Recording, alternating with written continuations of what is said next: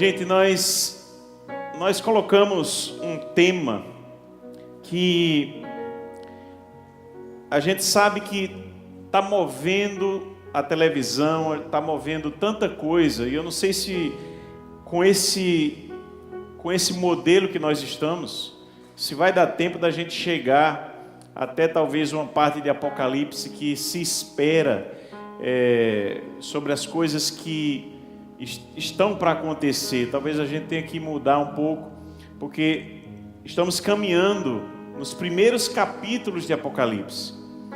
E quando nós estivemos olhando os assuntos que eram abordados dentro dos primeiros capítulos e como um todo também, nós entendemos que há um tema central em Apocalipse.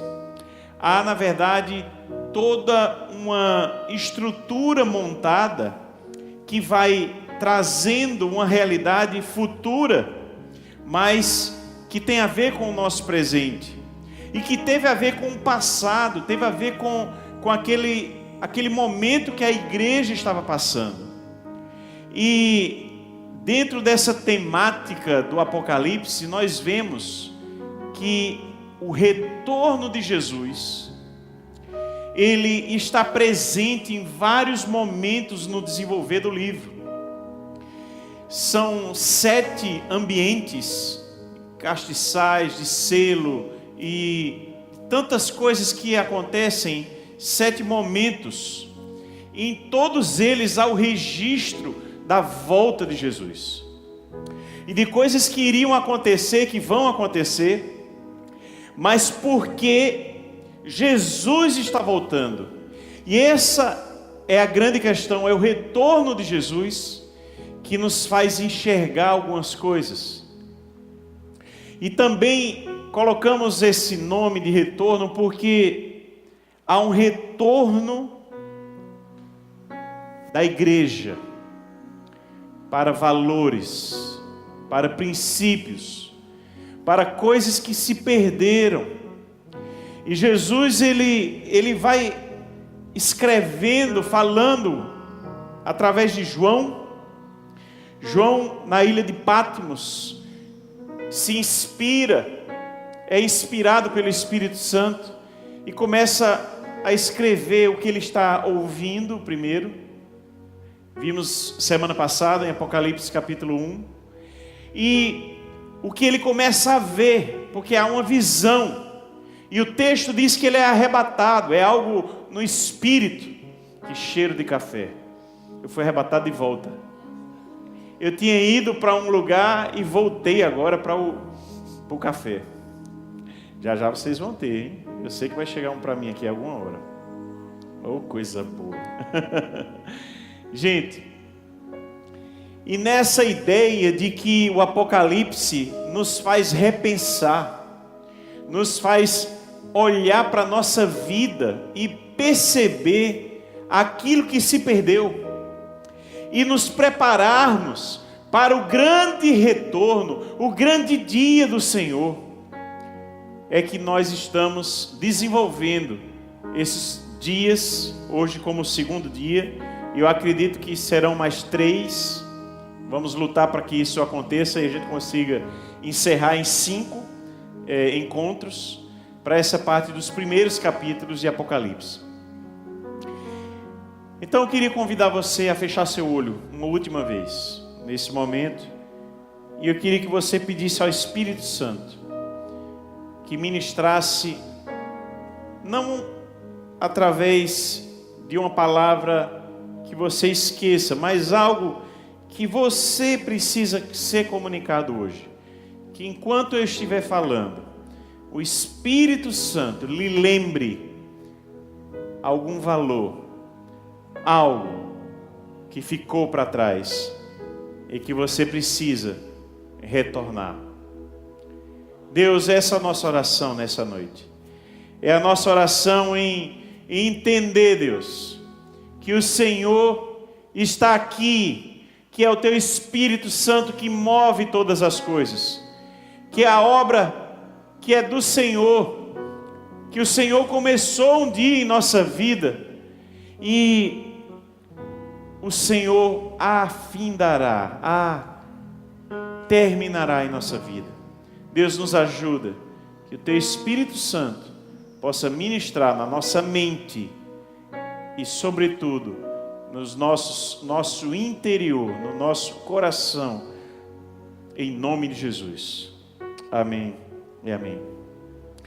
Então, semana passada, pode passar retornando aí um pouquinho para você, falamos de 3 coisas sobre Apocalipse, capítulo 1. Não que era essa ideia simplesmente de um fim de mundo, não que o Apocalipse, que é essa ideia primeira de que são as últimas coisas, o mundo se acabando, tudo, como que isso é a coisa mais importante, a descrição em si mesma do Apocalipse. Não, essa é a ideia passada por muitas pessoas, por muito tempo para a igreja. O que vai ser a besta que sai do mar? O que é o dragão? Como é que é isso? Não, mas a coisa mais importante do Apocalipse é a mensagem central, é aquilo que Deus quer trabalhar em mim e em você, nos preparando. E aí vimos 3 coisas em Apocalipse capítulo 1. Retorne a ver, retorne a enxergar, porque Apocalipse é revelação. Apocalipse é você sair do lugar que é sombra, lipse, e você junta, e você sai da sombra para a luz, porque o Espírito Santo vai iluminando o nosso coração, e vai nos mostrando aquilo que precisa ser mudado. Retorne a enxergar, depois retorne à sua identidade. João, quando ele diz que essa carta é escrita à igreja, às 7 igrejas, e vimos que não são apenas 7 que existiam naquela época, mas 7 como um número de completude, um número de uma totalidade. Era uma carta que o Senhor Jesus estava dizendo, entregando através de João. João, escreve o que você vai ver, João, porque entrega para a minha igreja que é amada. E ele começa a falar da identidade da igreja. Uma igreja que é amada, uma igreja que é feita de reis, de sacerdotes, uma igreja que é feita, porque é com muito amor que eu faço essa igreja, que eu coloco uma nova identidade para a igreja, e uma identidade também de Cristo, porque em todo o capítulo 1 nós vemos a descrição de uma fiel testemunha, a descrição de um Deus que é supremo, todo poderoso, a descrição daquele que detém a igreja na sua mão, a sua vida como igreja. Você é igreja, então a sua vida na mão de Jesus, e nós vimos que Ele está no meio da igreja. Essa descrição, Ele no meio dos 7 castiçais, e vimos tudo isso. E por último ainda vimos, retorne à sensibilidade e atitude, porque ser sensível para enxergar, ser sensível para ouvir, o que João fez. João ouviu, João foi sensível à voz, João foi sensível ao que ele estava vendo, a visão que Deus estava dando. Nós precisamos abrir nossos olhos espirituais. Deus está falando o tempo todo conosco, Deus está ministrando aos nossos corações, sobretudo nos últimos dias que já estamos vivendo.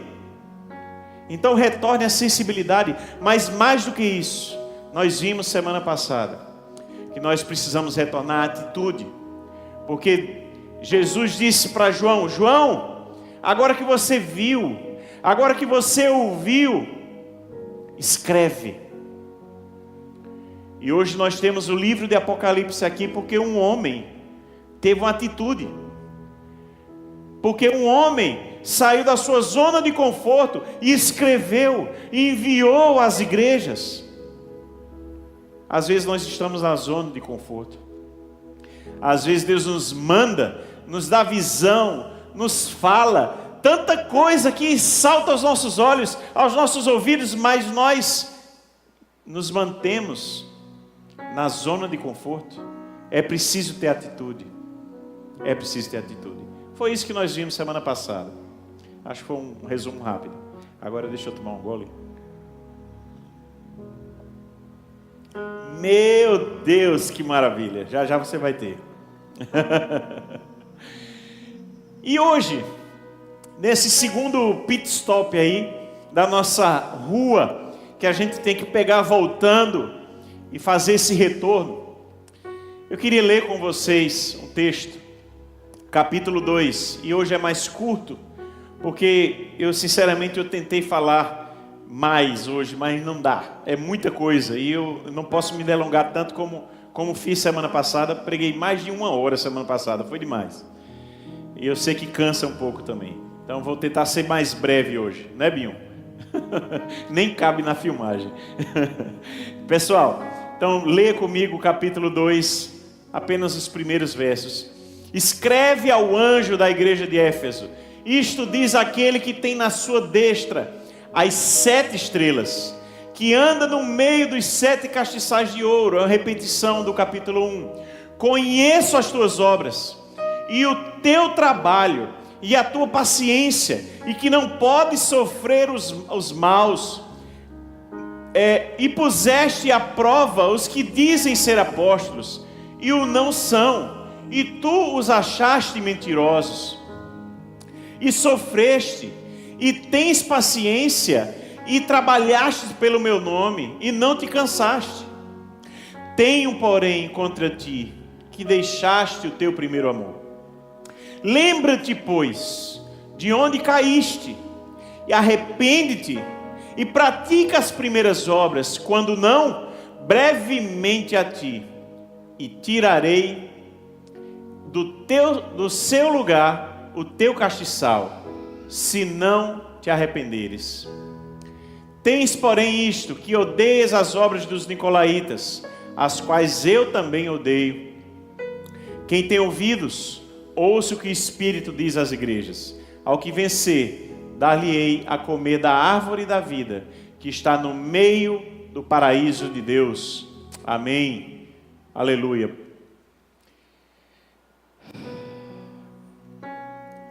Nem tudo está perdido.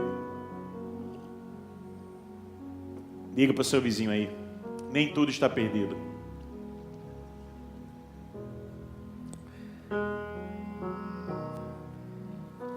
Isso é algo muito precioso para a gente entender. E nessa parte, antes de eu entrar nos 3 pontos que eu selecionei hoje, eu queria dizer para você que Jesus, ele já nos ensina como você corrigir alguém, como você chegar com amor e com a verdade ao mesmo tempo.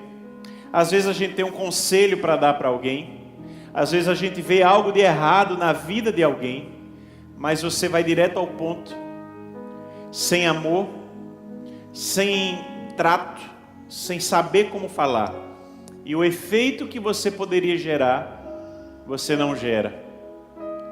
Jesus, ele nos ensina já aí, que ele começa para a fala com a igreja de Éfeso.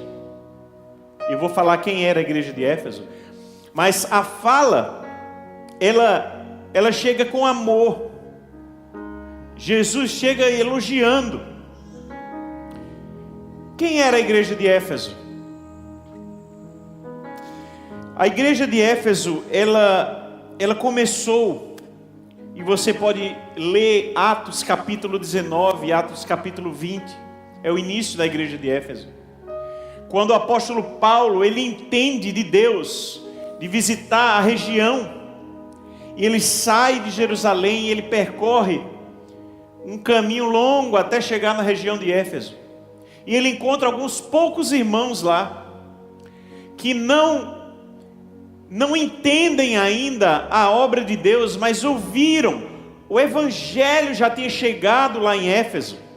Isso é algo impressionante, porque nós não sabemos a dimensão exata como as coisas iam acontecendo, mas a Bíblia descreve que todo mundo conhecido foi pregado o Evangelho na época da igreja primitiva. Eu não lembro agora de qual versículo, mas depois eu trago para vocês. A Bíblia registra que o Evangelho chegou em todos os lugares naquela época. E algo muito impressionante é você ser um apóstolo como Paulo e você chegar no lugar e você saber que o Evangelho já está lá. Só que não havia o poder do Espírito Santo. Eles não entendiam ainda a obra do Espírito Santo. E Paulo ora, inicia uma igreja com a obra do Espírito Santo acontecendo na vida. E Paulo passa 2 anos e meio aproximadamente, os estudiosos vão dizer que é mais ou menos esse tempo, pregando num lugar, Éfeso, uma cidade riquíssima em conhecimento, riquíssima em estrutura de comércio, de tantas coisas que aconteciam naquela região, com a população alta para a época. E você perceba que havia obras faraônicas, uma das 7 maravilhas do mundo da época, que era o templo de Diana, ou o templo de Ártemis, dependendo de como era chamado, mas era cerca de 4 a 5 vezes maior do que o Partenon em Atenas. Era algo tão grandioso, que foi considerado uma das 7 maravilhas do mundo daquela época. E havia também a biblioteca de Celsus, que aglomerava cerca de 12.000 a 15.000 pergaminhos de livros. Imagine, livros de Platão, livros de Aristóteles e de outros pensadores da época, em Éfeso, uma grande biblioteca. Imagine o conhecimento, imagine, havia uma escola filosófica muito forte, que eu não vou entrar nisso, mas que você entenda que era uma cidade muito grande, e o Evangelho chega. Mas uma cidade também, ao mesmo tempo, que tinha muito conhecimento, tinha sua soberba, tinha sua altivez, porque uma cidade que desprovia de tantas coisas, ela se elevava no pensamento e se colocava acima dos outros. E Jesus começa a obra falando de 3 elogios. A primeira das grandes obras, por isso que eu coloquei um castelo aí. Você já pensou num castelo de areia?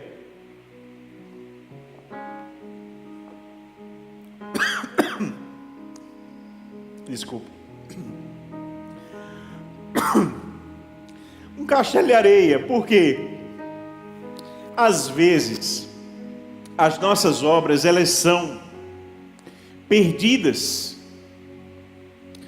Elas são grandes obras, grandes coisas, mas que essas coisas, sem o amor de Deus, elas são como um castelo de areia. Ela não tem nada além da beleza. Ela não tem nada de valor para Deus. Mas houveram primeiras obras. Houveram obras fantásticas feitas pelo povo, porque o Evangelho se espalhou de tal maneira em Éfeso, que há uma confusão registrada em Atos capítulo 20, que o povo da cidade quer expulsar Paulo, porque boa parte da cidade se converte. É uma obra tão grandiosa de Deus naquele lugar, e dos irmãos, em evangelismo e em fazer coisas para Deus de uma forma tremenda. que o lenço de Paulo, o lenço, ele curava. Você entende o que é isso? É um dos únicos lugares que a Bíblia registra, lá na região de Éfeso, que a Bíblia registra que eram obras grandiosas, de grandes milagres, ao ponto do lenço de Paulo ser levado de um lugar para outro e tocar num endemoniado e sair o demônio da pessoa. Tocar numa pessoa com uma doença e ser curada a pessoa. Grandes obras. As primeiras obras em Éfeso foram obras grandes.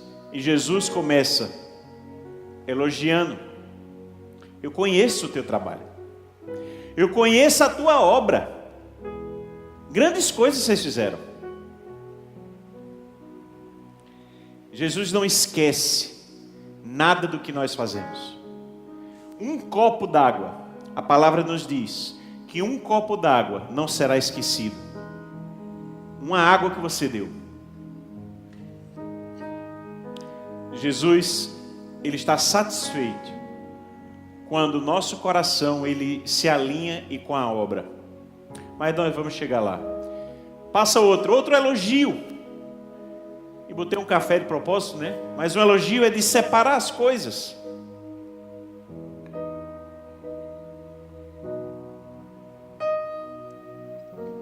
Vocês distinguem o que é o mal, o que é o bem.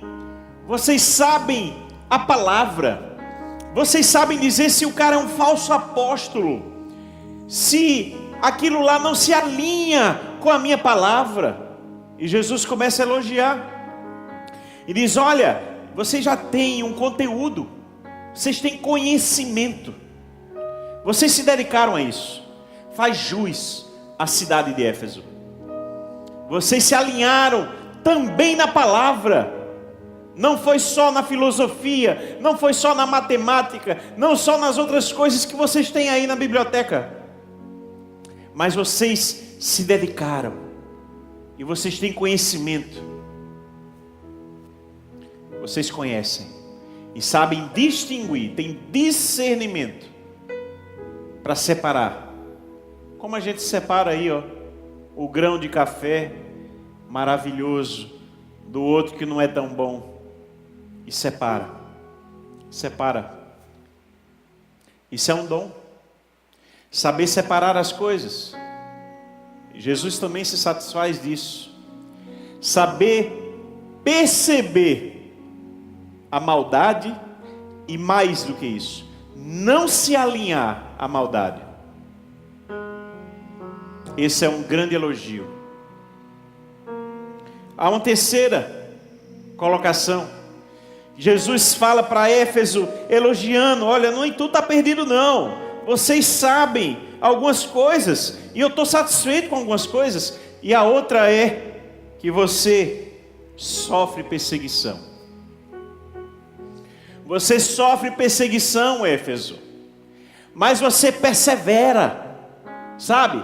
Você está na batalha, o povo dizendo que isso é nada, você está louco, cara, isso é coisa lá, esse negócio de Deus, esse negócio de igreja, esse negócio de cristão, de ser cristão, acaba com isso, larga isso, rapaz, isso não leva você a nada não, lugar nenhum não. Que é isso? Vamos é para gandaia, vamos é para não sei aonde. Você sofre perseguição, seja lá o tipo que for, mas você persevera. Você se mantém firme, porque você quer agradar a Deus. Você entende que não pode sair da linha, você precisa se manter, por mais que seja perseguido por causa do nome de Jesus. E esses 3 elogios Jesus faz à igreja de Éfeso. Mas há algumas coisas que Jesus fala que é preciso corrigir. E na vida nós precisamos estar atentos, porque essa palavra de Deus foi ministrada não para um povo daquela época somente. Eles entenderam, era a realidade deles, era algo que ministrou o coração deles, porque falava de quem eles eram, de como eles se comportavam diante das coisas de Deus. Mas isso é para mim e para você hoje. Pior, mais sério nesse sentido, é o que eu quero dizer, é que talvez eu e você não tenhamos essas mesmas 3 qualidades que Éfeso tinha. Talvez eu e você nós não consigamos fazer obras tão grandiosas quanto Éfeso fez. Obras espirituais, obras de expansão do Evangelho, obra de cura, de visitação, de levar Deus de uma maneira tão poderosa. Talvez eu e você ainda não tenhamos isso. Talvez eu e você não sabemos separar a maldade na nossa vida. E a gente ainda está com um pezinho lá na maldade e um pezinho aqui. Entende? Está misturando os grãos de café. E aí o café, o produto final não é tão bom. Porque a gente ainda não conseguiu sair da maldade e vir para aquilo que está no coração de Deus. Completamente. E talvez eu e você ainda não conseguiu resistir à perseguição. Talvez eu e você já quis negar o nome de Jesus. Talvez eu e você já negou, não com palavras, mas com atitudes, de ser cristão. Misericórdia de nós. Misericórdia mesmo. Porque talvez a gente não consiga nem ser perto da igreja de Éfeso. E agora eu vou entrar no pior. Segura aí na cadeira, viu? Espera aí, Jesus! Eu quero falar 3 coisas que eu julgo importante, que eu vejo aqui. E espero que Deus ministre o seu coração também, como ministrou o meu, como ministra hoje. Primeira delas, retorne ao zelo. E algo me chamou muita atenção quando fala zelo. Eu me lembrei, quando preparava a mensagem, não me veio essa, mas enquanto eu estava no louvor, Deus me lembrou dessa palavra. Salmo 69. O Salmo 69 é uma descrição, é um daqueles salmos que nós dizemos que são salmos messiânicos. Salmos que expressam no salmista, que estava vivendo uma situação real, mas expressam as palavras que sairiam da boca de Jesus. Esse é um salmo dito messiânico. E o Salmo 69, em um belo momento, ele vai dizer: Senhor, salva-me, Senhor. Ele começa angustiado. E aí ele, em determinado momento, ele chega e diz: o zelo da tua casa me consome. O zelo da tua casa me consome. Como entender isso? O Evangelho segundo João, capítulo 2 ou 3, é mais ou menos o 2. Jesus chega no templo e encontra os cambistas vendendo, e aquilo fere o coração de Jesus. Aquilo fere porque é o lugar onde o amor devia estar, é o lugar onde as pessoas deveriam estar sendo solidárias um com o outro, mas virou um mercado, virou uma bagunça, virou mercenarismo. E há tantas igrejas assim, né? Misericórdia, deixa para lá, vamos passar essa parte. Mas o que eu quero dizer para você é que Jesus, e o texto de João capítulo 2 ou 3 por ali, vai mostrar essa frase, que é remetida, puxada lá do Salmo 69, o zelo da tua casa me consome. E Jesus sai derrubando as mesas, as coisas, porque ele está indignado. Cadê a solidariedade? Cadê o amor? Cadê as coisas por zelo de Deus, sobre as coisas de Deus?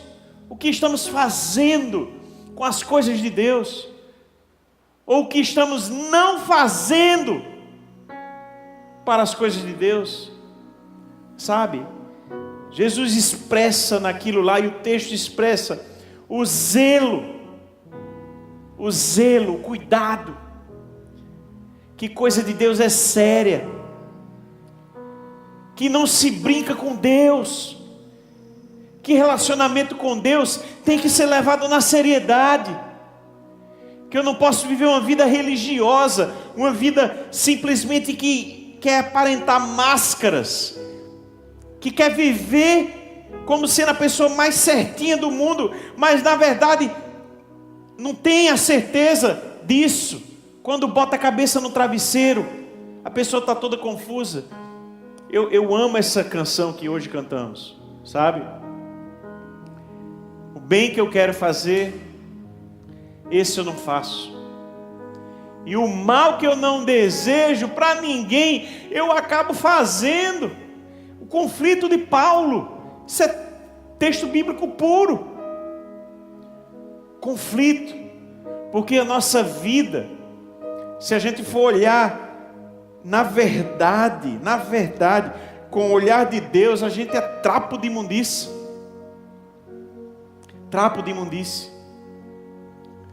Não há nada em nós que se alinhe por si só à palavra.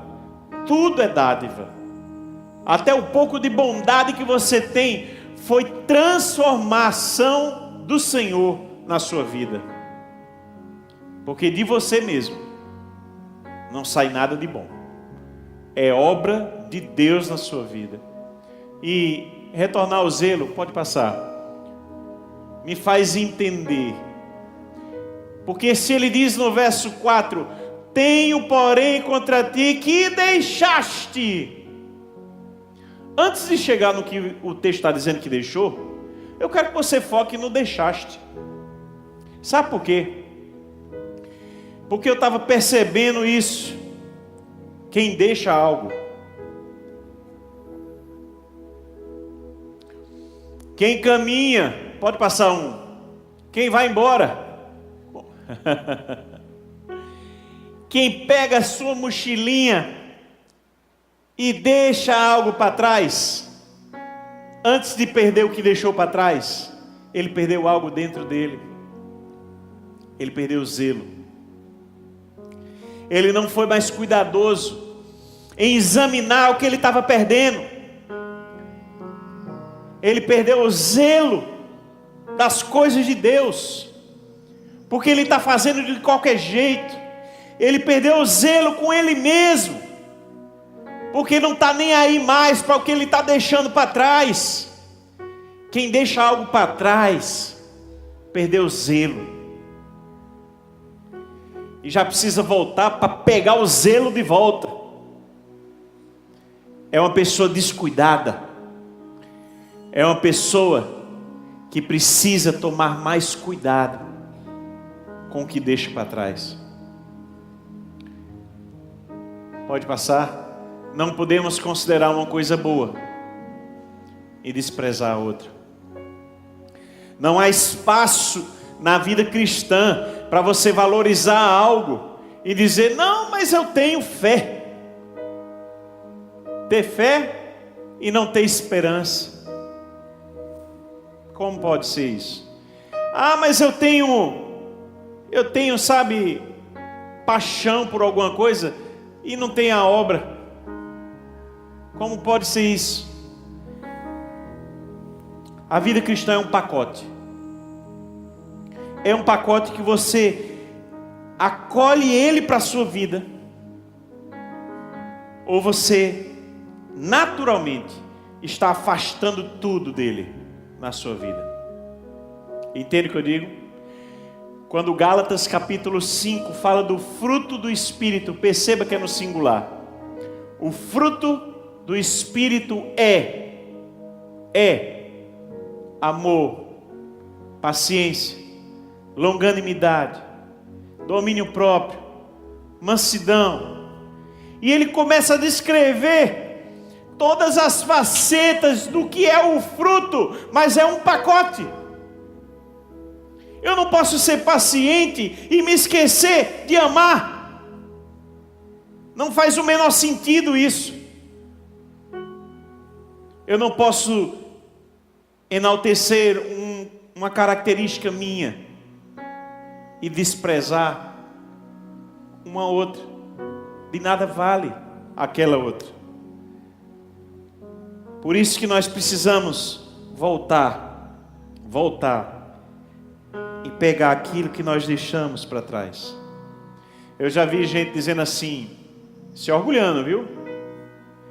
Eu sou meio grosso mesmo, mas ninguém pode me acusar que eu não sou verdadeiro, sou sincero. Eu vou lá e digo na cara. Já viu isso aí? Grande coisa. Você está enaltecendo a sua sinceridade e você está sendo grosseiro. Você está se acabando na outra. Mas você só enxerga a sinceridade. Que você vai lá e diz na cara. Entendeu? Mas sem cuidado nenhum. Devia ter vergonha de enaltecer isso aqui, esquecendo a outra. Mas eu vi várias vezes isso. Muitas pessoas dizendo isso. Isso a gente faz sem perceber. É um pacote. Pode passar um. O que nós deixamos, e essa imagem ela me coloca algo interessante. 5 estrelas, né? Tem coisa muito interessante. Dias atrás a gente estava em Brasília, eu e o Ranieri, e a gente foi no Ministério de Turismo para fazer uma visita técnica que a gente precisava conversar. E a mulher disse assim, que lá eles estavam fazendo no site, né? Tinha que entrar no site e tal, alguma coisa assim, para fazer a marcação das estrelas, a categorização de um hotel oficial, só quem pode dar é o Ministério de Turismo. Aí eu, enquanto estava preparando a mensagem, eu me lembrei desse negócio. Como está a nossa vida espiritual? Que quantidade de estrelas essa casa aqui de Deus receberia do Ministério de Turismo do céu?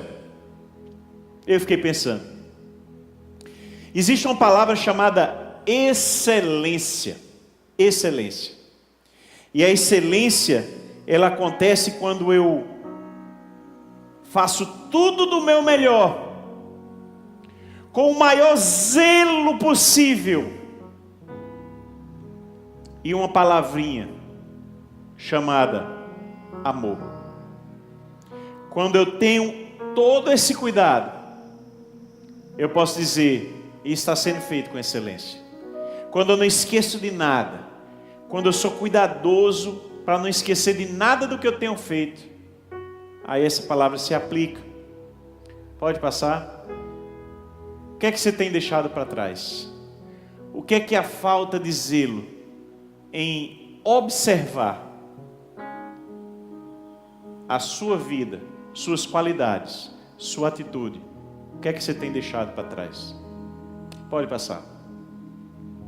Segunda coisa, retorne à paixão. E é muito interessante quando nós usamos as palavras. Alguém vai dizer, retorne ao amor. E o texto diz amor. Por que eu estou usando paixão?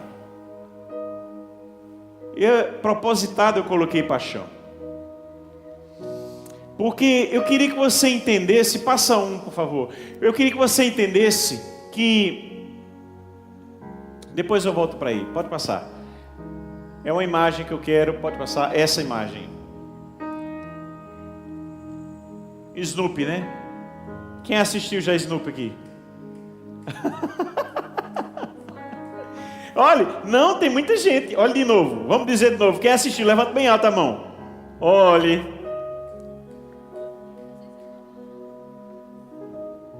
Faz tempo. Mas essa carinha do Snoopy, apaixonado. Olhe bem para a carinha dele, apaixonado. Eu achei tão interessante, porque a gente pensar. Quando eu falo de amor, ela dá uma conotação. Mas quando falamos de primeiro amor, ela toma outra conotação. Porque o primeiro amor, ele tem a ver também com essa carinha. Ele tem a ver com aquilo que nós estamos tão encantados, olha a palavra encantado, né? Vocês sabem que a pessoa apaixonada, ela gera um movimento no sistema nervoso, que ela traz toda uma orgânica química, certo? Sendo movida no corpo, que alguns estudiosos vão dizer que inclusive é comparada a uma pessoa que está viciada em drogas. Você já ouviu isso? Quem já ouviu isso? Levanta a mão. Alguns ouviram. Porque o efeito de uma pessoa apaixonada, ela quer sempre estar com o objeto da sua paixão. Vou dizer de novo. Uma pessoa apaixonada, ela quer sempre estar juntinho do objeto da sua paixão. E nesse sentido, todo o movimento, a química no corpo é semelhante a um viciado em drogas, porque ele quer estar voltando a ter aquela experiência, e ele quer estar junto daquele objeto que gera esse prazer nele. Então, pensar num primeiro amor, deixaste o teu primeiro amor.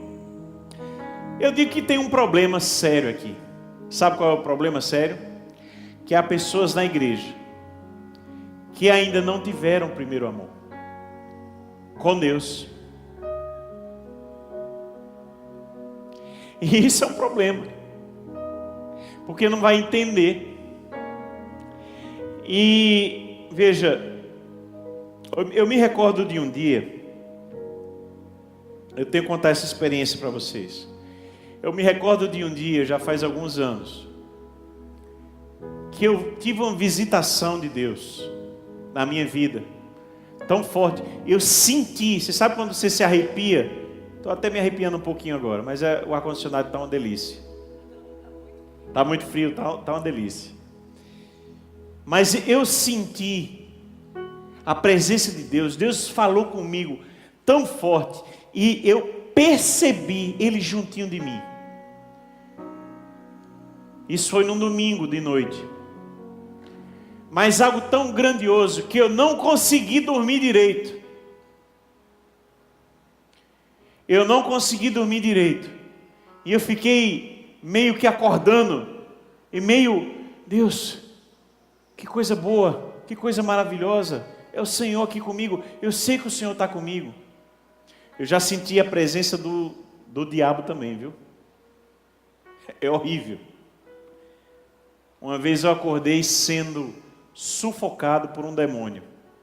Mas não vou contar essa experiência agora para vocês. Real, no meu quarto.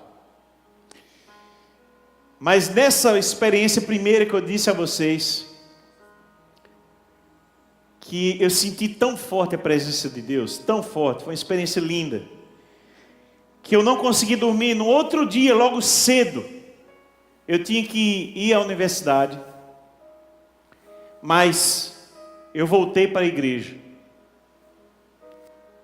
Voltei para a igreja e eu encontrei com o meu pastor na ocasião. E ele disse: você aqui essa hora? Logo cedo. E eu disse: a visitação de Deus foi tão grande, foi tão tremenda, eu não consigo fazer outra coisa. Eu vim aqui, eu queria só orar, eu queria... E a gente orou naquele tempo, foi mais outro momento de Deus. E eu fico pensando, talvez alguém nunca sentiu isso aqui. Talvez você não entenda o que é você ter momentos com Deus tão lindos, que você quer ter de novo, e você quer ter de novo, e Deus, Senhor, que coisa linda. E às vezes você diz: olha, fulano, sabe que Deus ministrou para mim agora? Eu vi isso agora na palavra, olha que coisa linda. E tome cuidado, viu? Sabe por quê? Tome cuidado, porque tem gente que não vai lhe entender. E não queira dar uma de espiritual para cima da pessoa, não, porque ela vai te achar chata, te achar arrogante. Na verdade, ela nunca teve esse tipo de experiência com Deus. Eu faço questão de dizer isso aqui, porque se você se enquadra no que eu estou falando, de nunca ter tido experiência forte com Deus, peça a Deus. Você precisa, e Isaías vai dizer: buscar-me-eis e me achareis, quando me buscares o quê? É Isaías ou Jeremias? O outro vai dizer: busque-me enquanto você pode me achar. Enquanto você pode me achar. Invoque-me. O que você tem feito? Jeremias, Isaías é o buscar-me-eis. Não, Jeremias é esse, e Isaías é enquanto você pode achar. Olhe para a carinha do Snoopy de novo. Será que você já sentiu algo assim com Deus? Algumas coisas acontecem para a gente entender a questão do primeiro amor. Deixa eu tornar isso mais claro para você. A primeira questão é: o que te motiva? Eu estou querendo que você perceba dentro de você se o primeiro amor está lá ou não. O que motiva você a vir à igreja? O que motiva você a fazer algo para Deus, a trabalhar para Deus, a servi-lo, a falar dele para uma pessoa que você conhece? Qual a motivação? Ela está lá? É medo? É uma obrigação que você faz? Ou você tem paixão? Você sente o desejo de fazer isso por Deus? Compreende o que eu estou dizendo? Motivação. Essa é uma palavra importante. Às vezes nós perdemos a essência da motivação. Tem pessoas que servem a Deus mecanicamente. Eu sei que Lani, quando está ali na cafeteria, está fazendo por amor. Estou usando um exemplo bem visível para vocês entenderem. Está fazendo por amor. Ela ama estar servindo a Deus aqui, servindo um café para você. É uma coisa simples, né? Mas é com carinho, é com amor. Tem motivação. Conheço Lani. Mas talvez outra pessoa, em outro lugar, está fazendo algo mecanicamente, sem prazer. Perdeu o gosto, perdeu a paixão, perdeu o primeiro amor. Às vezes, perder o primeiro amor significa algo como essa imagem.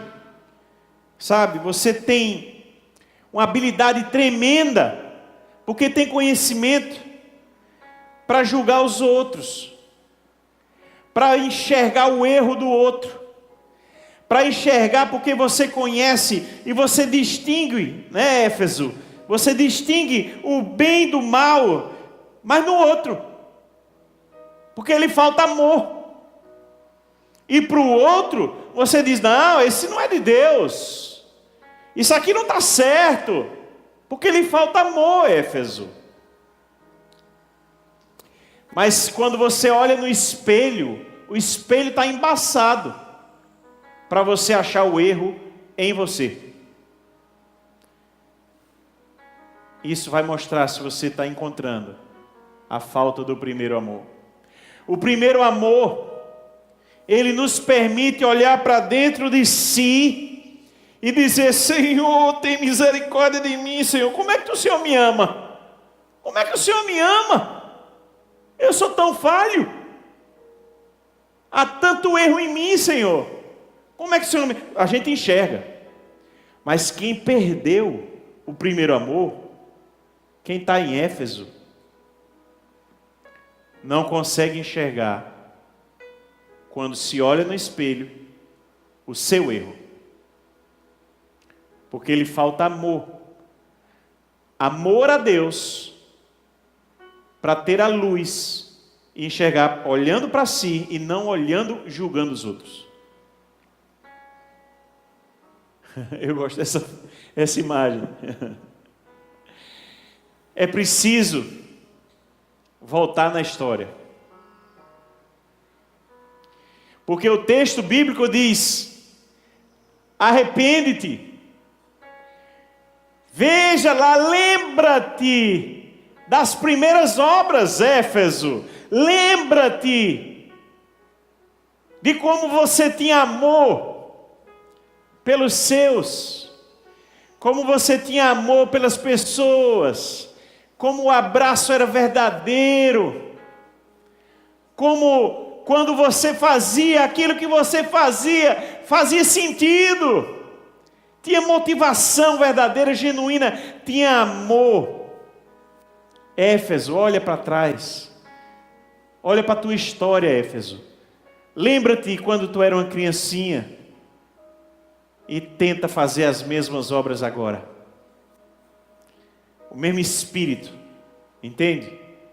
Talvez obras até mais grandiosas, mas o mesmo espírito. Lembra-te.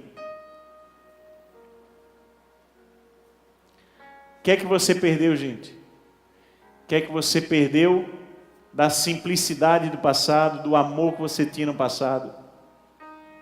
E que você precisa voltar para fazer. Faço algumas perguntas rápidas aqui para você. Você já teve mais paixão em ler a Bíblia? Você já teve mais paixão para vir para uma vigília e orar? Você já teve mais paixão para sair na rua e pregar o Evangelho? Você já teve mais paixão, sabe, para poder trazer e convidar uma pessoa? Ei, vamos lá na igreja, rapaz, isso é fantástico. Você vai ouvir alguma coisa de Deus. Você já teve mais paixão? Olha para a tua história. O que é que tu já fizesse para Deus e que não faz mais? O que é que você fez para a sua família, para os seus amigos? Quem é a pessoa que está aí dentro de você, na sua história, que você precisa se lembrar dos valores e precisa voltar para fazer, talvez até melhor, hoje, com a clareza que você tem. O primeiro amor, ele nos faz ver tudo, com o olhar do amor. Você encontra um coração, o amor onde não existe. Olhe bem para essa imagem. São bolinhas de sabão. E as bolinhas de sabão não saem feito um coração. Mas quando nós amamos, você já experimentou olhar para alguém que você quer criticar, meter o pau, como a gente diz, olhar com um olhar de amor, e você encontrar algo de amor para dizer dessa pessoa, e não olhar para o erro dela? Experimente. Por último, retorne à casa do perdão. Isso é fantástico, porque lembrar-se das primeiras obras e arrepender-se.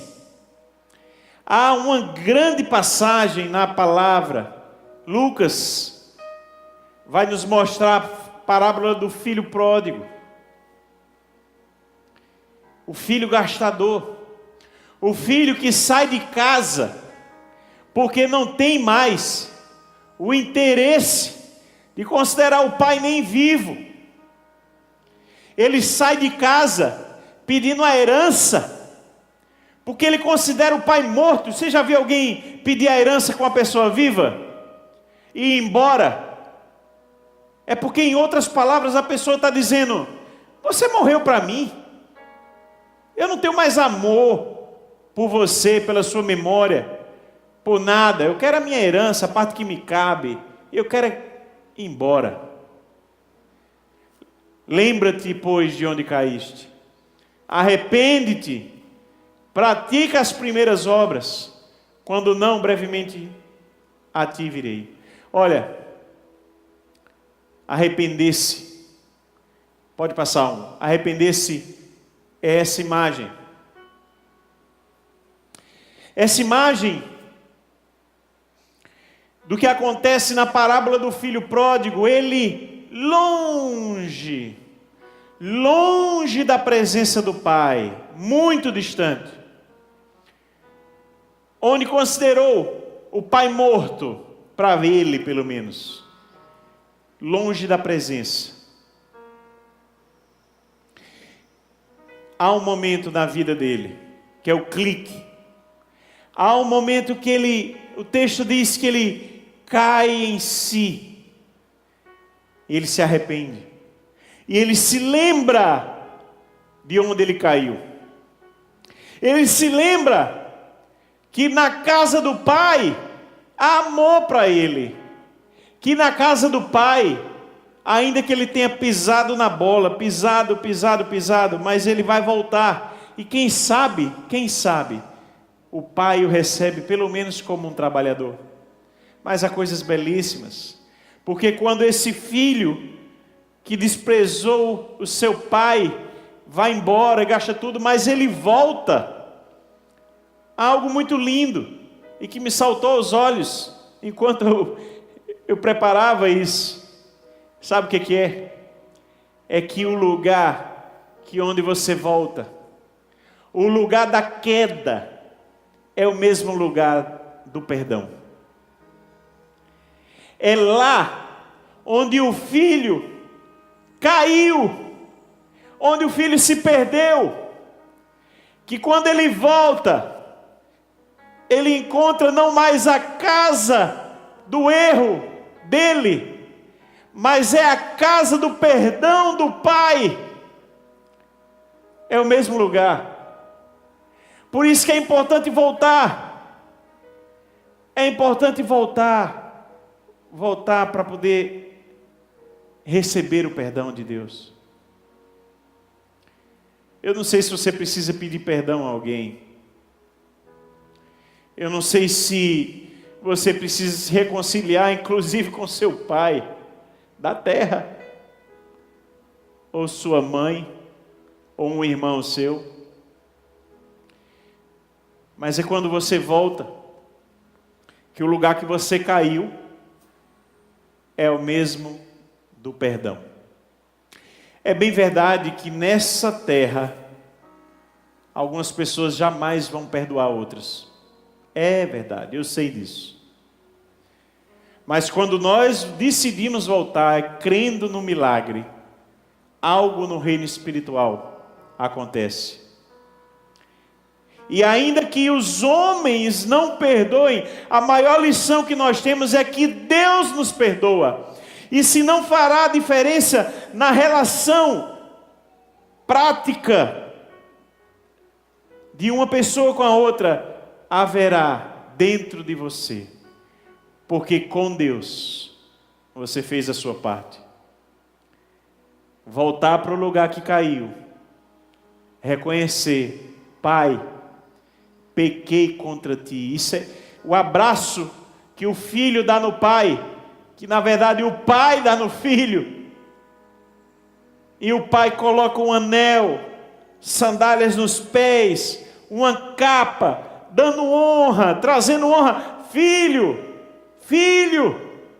não é como um trabalhador não, filho, que eu vou te receber, é como filho, com honras.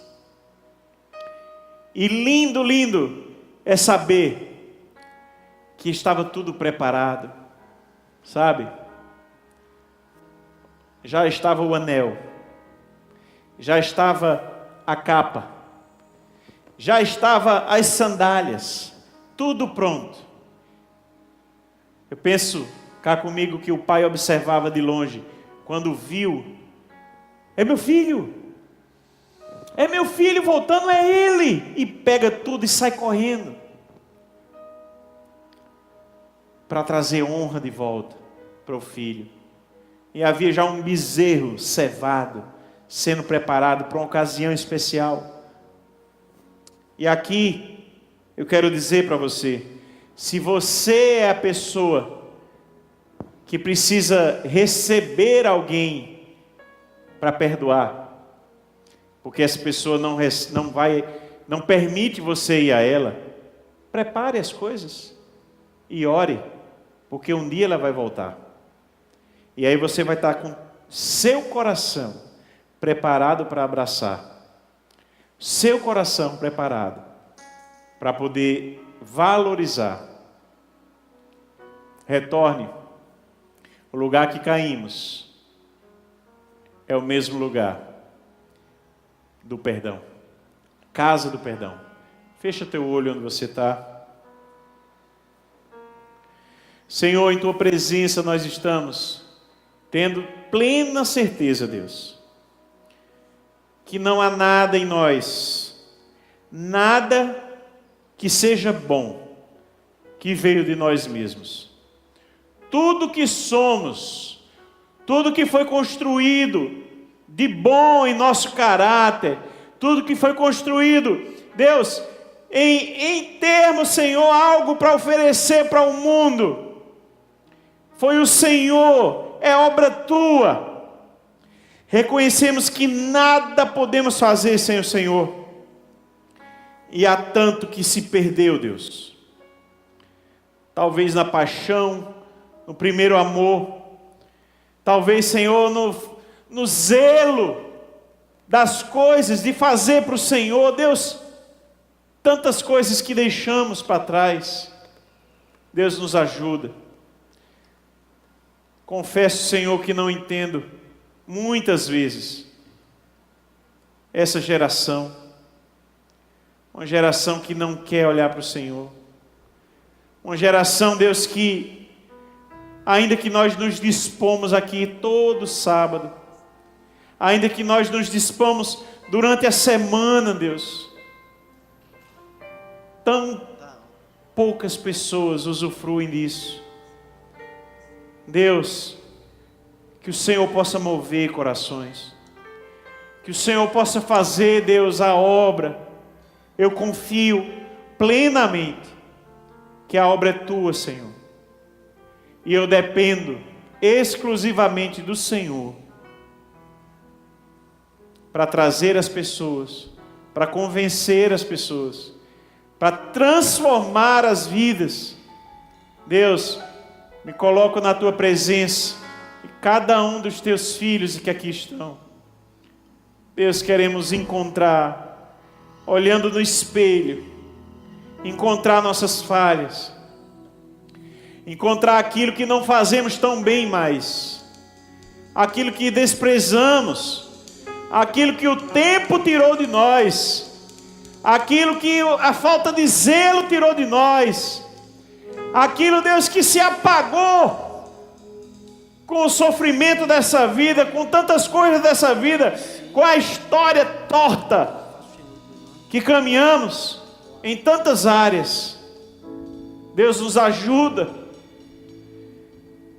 Eu sei que o Senhor está nos ouvindo agora, Deus, e eu sei que o Senhor está olhando para cada vida que está aqui. Que eu te peço, Senhor, nessa noite, tem misericórdia de nós e nos faz voltar, retornar à tua palavra, retornar aquilo que está no teu coração, o teu amor genuíno, que Ele possa nos encher, nos transformar e nos fazer enxergar tudo novo, novo se fazendo em nossa vida. Te agradecemos pela segunda chance e por tantas segundas chances que o Senhor já nos deu.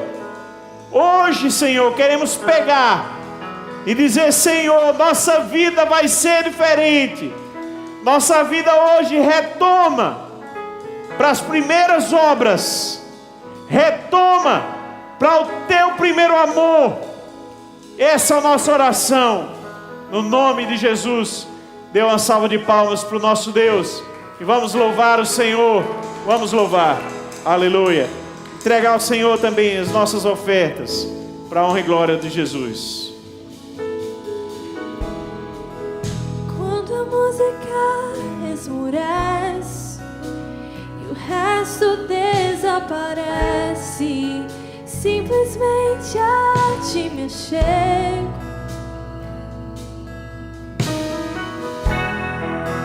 ansiando oferecer algo de valor para abençoar teu coração. Mais que uma canção eu te darei, pois apenas uma canção não é o que queres de mim. Mais profundo busca o Senhor do que os olhos podem ver. Queres meu coração.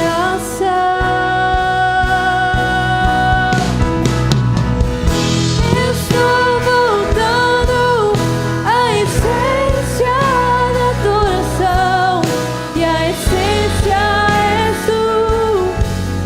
A essência és tu, Jesus. Oh, me perdoa pelo que eu fiz dela. A essência és tu. A essência és tu, Jesus. Vamos ficar de pé, pessoal. Adorar esse Deus maravilhoso mais uma vez. Rei de imensurável valor, ninguém pode expressar o quanto és digno.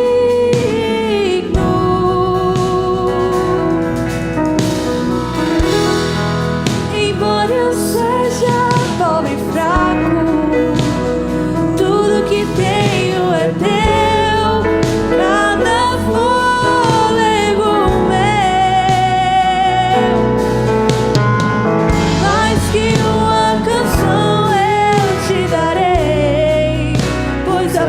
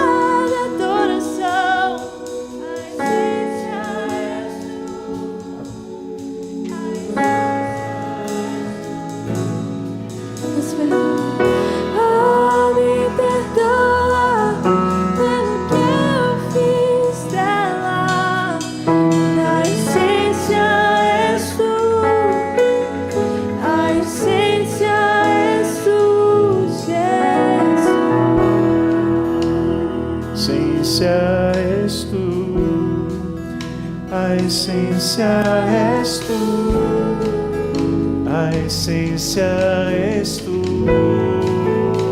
Continua, a essência és tu, Senhor. A essência és tu, a essência és tu. Enquanto a banda vai continuar nessa mesma canção, nessa mesma parte, a essência és tu. Eu sinto desejo no meu coração fazer um convite hoje à noite. Esse convite, talvez você ainda não tenha feito isso, e sair do seu lugar. Se você quer renovar os seus votos com Deus, se você quer entregar a sua vida a Jesus, ou se você quer simplesmente dizer a Deus: Senhor, algo em mim precisa ser transformado de uma maneira poderosa, e eu creio que é o Senhor. O Senhor ministrou ao seu coração hoje. Você quer se consagrar a Deus? Você venha, saia do seu lugar e vem aqui, se ajoelhe comigo.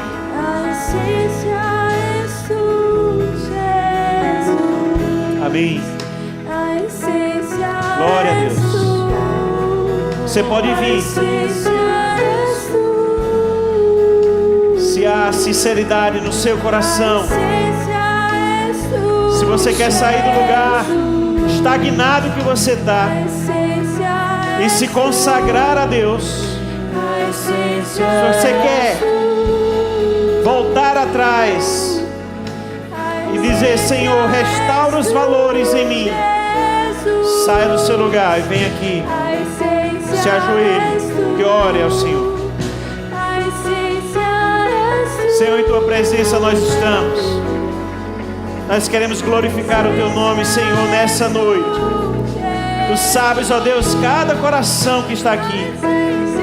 Tu sabes aquilo, Senhor, que é vida precisando ser restaurada.